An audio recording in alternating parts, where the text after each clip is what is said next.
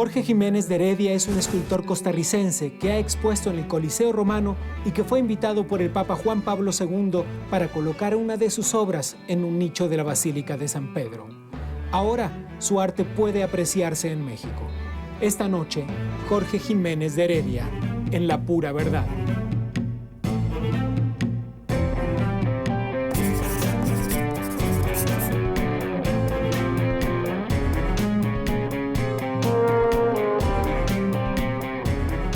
Jorge, ¿qué es la inspiración? La inspiración es sacar una foto de la espiritualidad de un ser humano. Esa es la inspiración.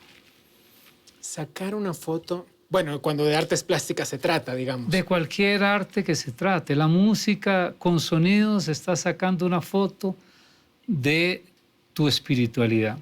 No sabes lo que estás fotografiando. El artista nunca sabe lo que está haciendo, porque el arte es superior al artista, siempre. ¿Sabes reconocer cuando llega, cuando está presente? Sí, es un instante. Hay momentos cuando uno tiene la necesidad de sacar esa foto. Hay momentos en que uno necesita sacar esa foto para aprender, para entender. Uno saca la foto y cuando ha sacado esa foto, empieza a descubrir en la obra lo que estaba dentro de uno. Recuérdese que todo el universo está dentro de nosotros. No hay nada que no esté dentro de nosotros. Basta saberlo leer. Cuando explicas tu obra, inspirada en las esferas precolombinas de Costa Rica, el país en el que naciste, dices, no son gordas, son redondas. Sí, hay una diferencia entre la gordura y la redondez. La redondez es el encuentro de los contrarios. Eso fue lo que yo aprendí de las esferas creadas por los antiguos burucas, que ellos entendieron que los seres humanos somos frutos de contrarios y el universo entero es fruto de contrarios. Cuando uno armoniza esos contrarios y la esfera representa la armonía de los contrarios, uno encuentra su totalidad, su sentido de plenitud. Pero además la gordura tiene pliegues, las esferas no, la redondez no. La simplicidad, es decir, la ausencia de pliegues, yo la aprendí de la esfera. Entonces mis figuras son esféricas, son sin pliegues, son circulares y dan el sentido de la totalidad. Yo creo que en el momento en que uno logra unir sus propios contrarios, encuentra como un lugar en el universo, porque encuentra la dualidad que vive dentro de nosotros en un concepto de unidad. ¿Cómo se construye la identidad de un artista? Sí, es la suma de los ancestros que habitan el artista. Nosotros no hacemos con nuestra vida un viaje histórico, hacíamos un viaje metahistórico, porque es la suma de esa historia que está en nuestros genes, en nuestra estructura cerebral, más la historia que estamos viviendo en esta astronave de cuando nacemos a cuando morimos. Jorge, ¿cómo se puede sintetizar eso en una escultura? Al menos yo trato de sintetizarlo en dos formas. Una, narrando, como en una película, las diferentes imágenes de la transformación de la materia, porque nosotros somos materia en transformación, como se transforman las estrellas que nacen, crecen, explotan, mueren, o en el sentido esférico de mis figuras. Son los dos elementos que cuentan esa historia que estamos viviendo con nuestra propia existencia. Yo digo que no existe un inicio y un final en nuestra existencia. Existe una participación con nuestra existencia. Es decir, que cuando nosotros nacemos, crecemos, envejecemos y morimos, estamos participando a este proceso de transformación de la materia. ¿Por qué tus figuras nunca o casi nunca están de pie? Porque están vinculadas a la circularidad y a la esfera. Ese es uno de los límites de mi obra y tal vez una de las virtudes, si hay alguna virtud en ellas. Podría ser... Pero un límite que nadie te ha impuesto. No, nadie me lo impuse a sí mismo. Exacto. Yo mismo, cuando busco la verticalidad, como en la escultura de San Marcelino, que está en en la Basílica de San Pedro, ahí lo que hago es lo que llamo una imagen cósmica, que las cabezas de las figuras son esferas que están como suspendidas en el aire. Yo he trabajado mucho imágenes cósmicas que llamo, que son las figuras, las esferas que se transforman en el aire hasta generar la materia. Más preguntas sobre tu obra. ¿Por qué en la mayoría de los casos, la gran mayoría de los casos, la representación humana está encarnada en la figura de mujeres? Porque la mujer es la que contiene en su propio cuerpo la transformación de la materia. La mujer tiene una capacidad de generar la vida dentro de su cuerpo y de entender el misterio de la vida. A veces nos olvidamos de qué es la vida por tantas cosas que estamos haciendo en el mundo y utilizando la razón, fragmentamos la existencia olvidándonos que el fenómeno vivo es un fenómeno completo, es el instante. Nosotros vivimos solo el instante, nada más. Quien vive en el pasado vive con la tristeza. Quien vive en el futuro vive con la angustia. Quien vive el presente vive el instante, vive la verdad. Bueno, al menos su verdad, su pedacito de verdad. Exactamente, que es la única que cuenta. Muchos artistas, buenos artistas incluso, mueren en el anonimato. Sí.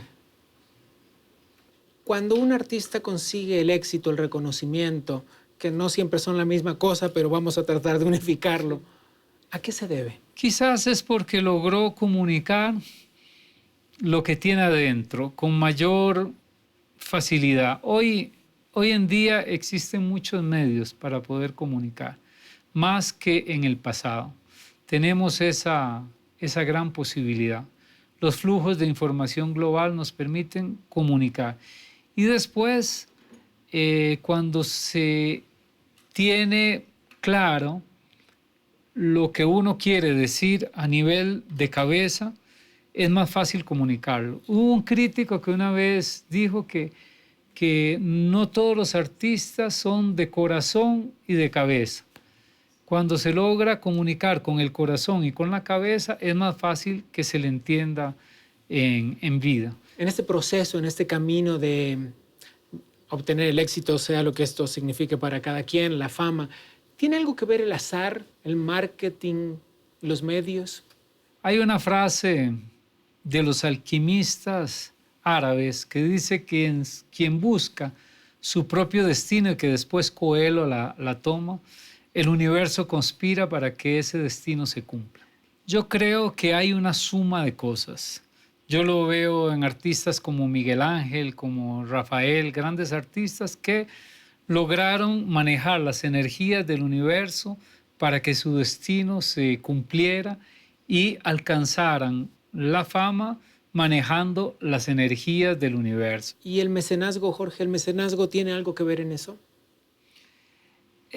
Cuando uno logra encontrar las personas que entienden tu trabajo y que te ayudan, seguramente eso favorece que tu destino personal se cumpla. Te pregunté por el mecenazgo porque he leído que vienes de una familia a la que si algo le sobraba no era precisamente el dinero. Sí. Y que quizás tu vida hubiera sido completamente otra si a los 21 años no obtenías aquella beca para irte a estudiar a Italia. Por eso te pregunté por las oportunidades asociadas a que venga algo de dinero junto con ellas. Hubo una figura, una persona en Italia. Yo llegué muy joven, 20, 21 años, con mi esposa. Venía nuestro hijo de camino con poquísimo dinero, $200 en el bolsillo, así muy, muy poco. Y encontré una figura que se llamaba Luciani, Ugo Luciani, que fue como mi padre espiritual. Era un gran industrial que vio mi arte, me dio grandes oportunidades, como me ofreció la primera casa sin pagar el primer año, hasta que no naciera mi hijo, que me enseñó grandes cosas de la vida. Yo todos los días lo recuerdo a él, porque era un hombre que no había leído un solo libro. Él decía: no leas los libros, porque no debes de leer las fantasías de los demás, debes de seguir tu propia fantasía. Él quería ser escultor, nunca pudo ser escultor.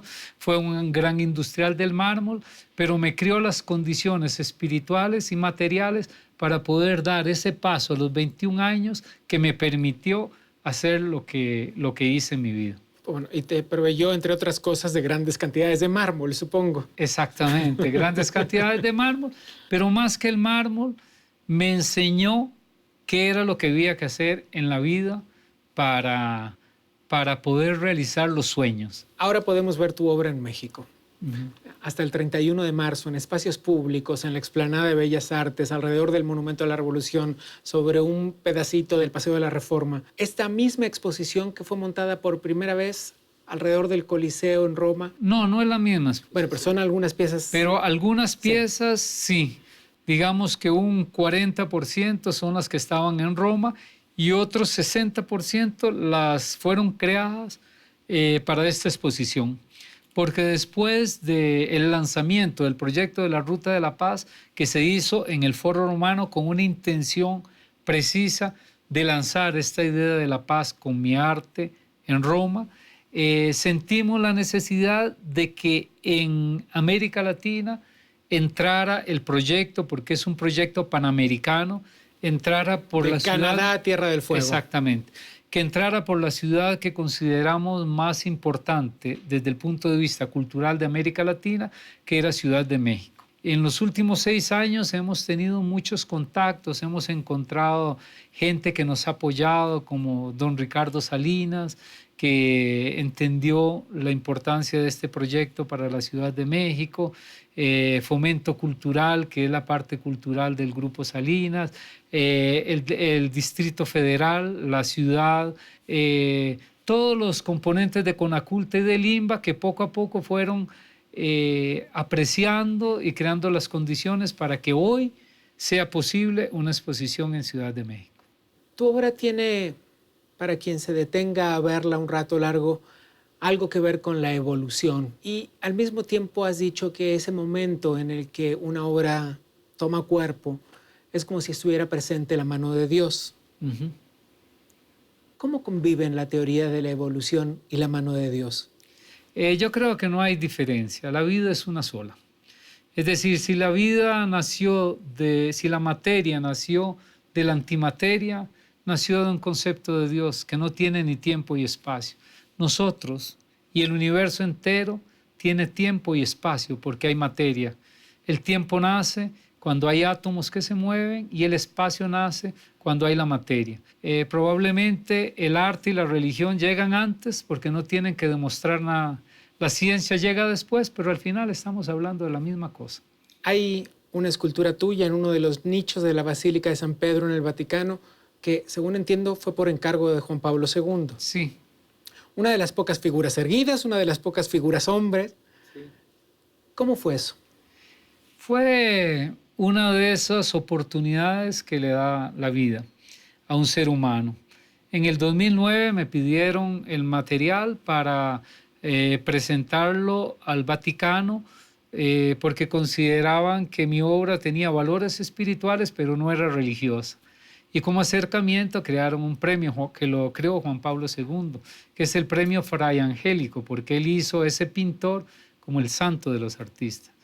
Y después de ese premio venía el gran jubileo y dijeron, queremos tomar un proyecto de 1707 que prevé que en el nicho de Miguel Ángel, que está en el transepto de la basílica, hay que colocar una escultura. ¿Quién lo hace? Alguien levantó la mano y dice, le acabamos de dar un premio a Jiménez de Heredia, ¿por qué no pedírselo a él? Y así nació ese proyecto. Si se busca, no lo obtienes, nace porque está escrito. Sin duda así es. Entonces, hasta el 31 de marzo, como dije antes, en la Explanada de Bellas Artes, alrededor del Monumento a la Revolución y en un fragmento del Paseo de la Reforma podrá verse tu obra, que, créanme, vale la pena. Déjame brindar contigo por la evolución de los humanos y del arte. Salud.